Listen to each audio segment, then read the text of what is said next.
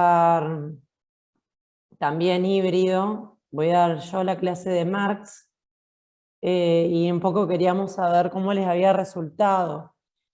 Pero bueno, en todo caso, si se llega a ver un poco mal el pizarrón o algo así, estaría bueno por ahí que nos avisen en el momento, no sé, para ver si se puede solucionar. Sobre todo porque les aviso yo que uso mucho el pizarrón, probablemente no use PowerPoint, ¿sí? Así que cualquier problema ese mismo día, bueno, van avisando. Profe, una consulta para los Sí. que por ahí estemos virtual. ¿No se puede ir pasando igual el Power, digamos? Es, Compartiendo pantalla a la vez de... no sé, no me imagino cómo es la verdad el funcionamiento. Me dijeron que hay una cámara que apunta un pizarrón, al pizarrón del aula. Pedimos el auditorio porque como son un montón en un aula, nada, podían entrar menos de 20 personas y nos parecía que no tenía ningún sentido tanta movilización por 20 personas.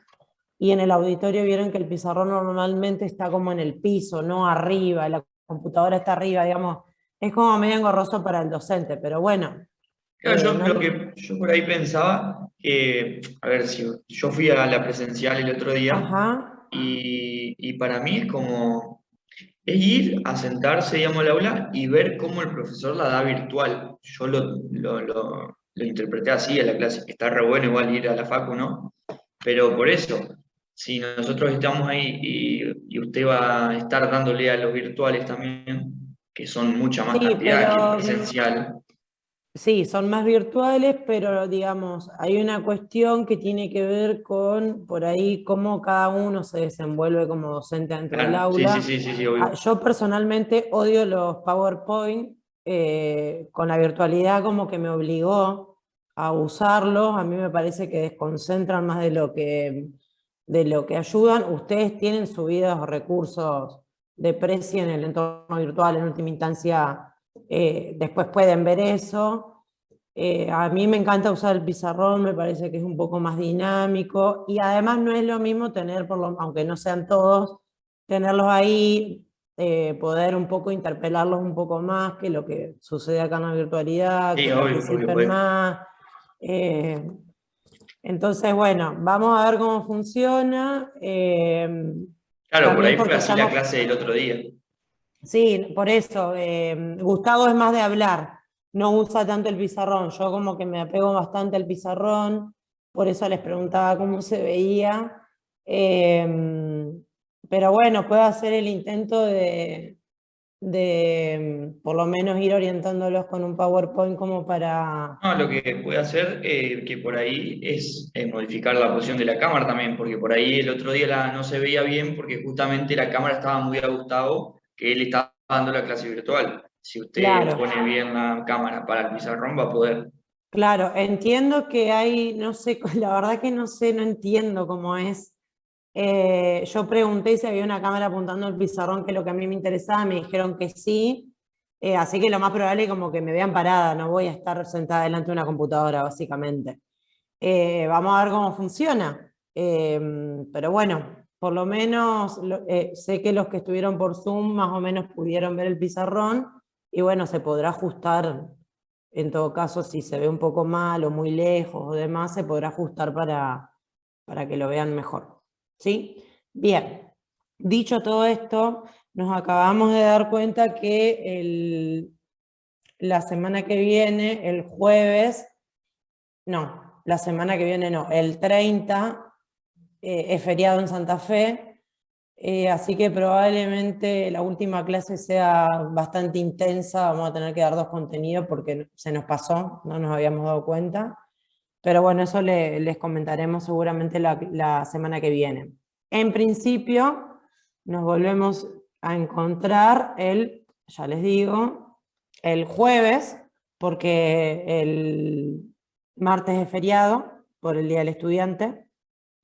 Así que recién el jueves nos vamos a encontrar y vamos a trabajar los contenidos de Marx.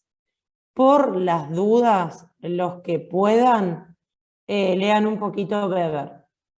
¿Sí? Por lo menos hasta donde lleguen. para ver si la clase de Marx doy un poquito de Weber, así no se le junta tanto contenido en el último encuentro.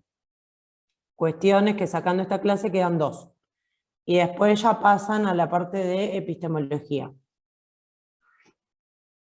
Bueno, ¿alguna duda, pregunta, comentario, como hizo Tomás?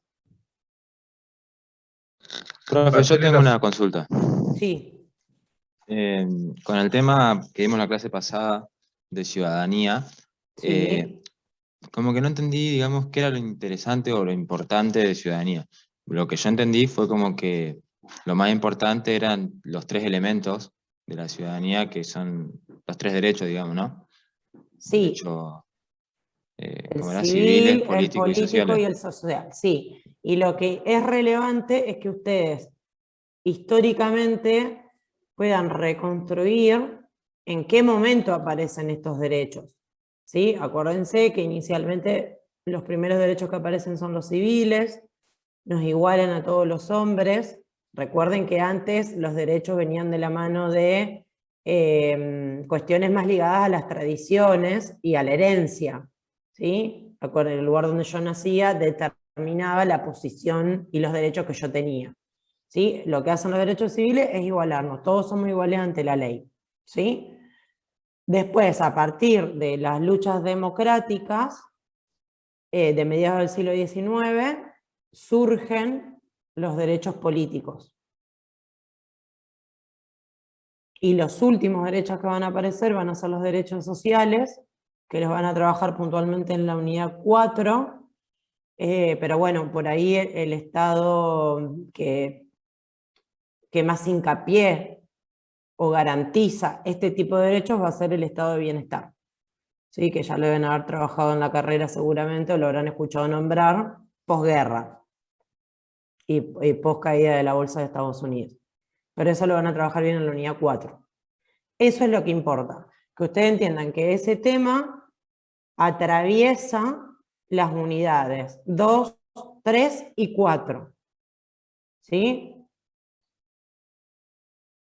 Según el momento en el que surgen, asocien en qué tipo de estados y por qué, en qué contexto van a surgir esos distintos tipos de derechos y en qué contexto surgen, ¿no? Sí, recuerden que la generalización, si se quiere, de los derechos políticos a los hombres, ¿no? Sufragio universal, pero todavía estaba restringido a las mujeres. Pero bueno, ya se habla de sufragio universal en ese momento, votaban los hombres. Cuando se universaliza ese derecho, tiene que ver con reclamos que hace la clase obrera para participar más en las tomas de decisiones políticas. Es una concesión que hacen las clases dominantes, si se quiere, a cambio de democratizar en un contexto de auge de los paradigmas, si se quiere, comunistas, ¿no?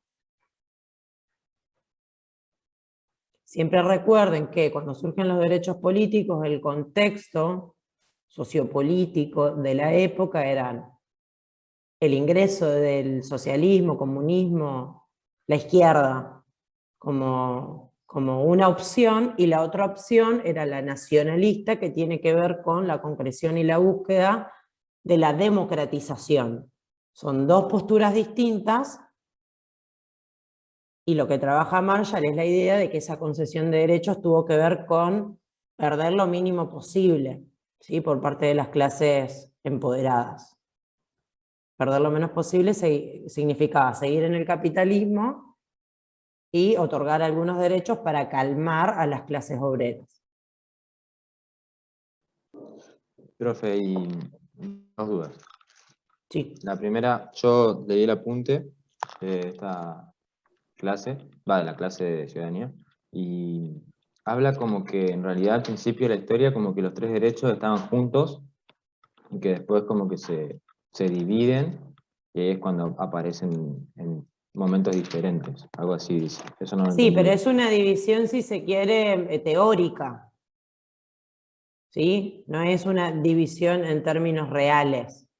La ciudadanía implica que todos tengamos esos 3 tipos de derechos garantizados. De hecho, los derechos sociales ¿sí? Que son, por ejemplo, el derecho a una jubilación, vacaciones pagas, el derecho a la vivienda, el derecho en salud, ¿sí? Todo ese tipo de derechos, en realidad están intentando, pero eso lo van a ver bien en la unidad 4, les repito, están intentando proteger a los sectores pobres, ¿sí? Los estados benefactores apuntan a proteger a los sectores más vulnerables.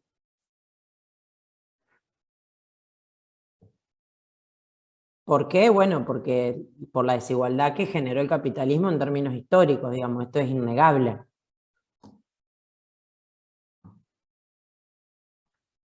¿Alguna otra duda? Profe, el parcial era solamente epistemología, ¿no es cierto? Exacto. Pues Los que aprueban ese parcial no rinden en el final la parte de epistemología. ¿Hay fecha para eso, profesor? No, ahí preguntaron por el chat. A ver, esperen un segundito. Yo no se los quiero confirmar porque, por las dudas, más o menos puede llegar a ser la semana del 9 de noviembre. Más o menos.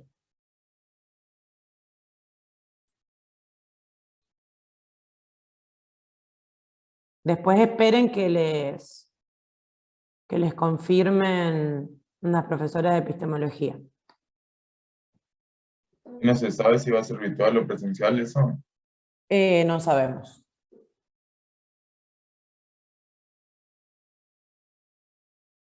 Eso dependerá, estimo yo, más sobre la fecha y el contexto. ¿Alguna otra pregunta de lo que llevan trabajado hasta acá? Bien, si no hay pregunta, vamos a empezar entonces con... Profe. Sí. Le hago una consulta. Por casualidad, ¿no saben más o menos cuándo es la fecha de octubre? ¿En qué sentido la fecha de octubre? Yo soy oyente. Hablé Ah, con sí, Guadalupe. Agustín. Sí. No me acuerdo exactamente, no me acuerdo si es martes o miércoles. Ya te digo... Porque todavía la página no aparece. No, yo no la tengo anotada exactamente, Ajá. pero entiendo que es la semana del 4 de octubre el examen. Ah, bueno, perfecto. ¿Sí? Pero no tengo la precisión del día. Ah, bueno. Bueno, sí, no importa, pero más o menos para Y va a tener ser una idea. presencial, eso sí te puedo adelantar. Ah, bueno, perfecto. Muchísimas gracias. No, de nada. Bien, chicos y chicas. Vamos a empezar hoy con la clase. En donde vamos a abordar, vamos a iniciar, ¿sí? Con los clásicos de la sociología.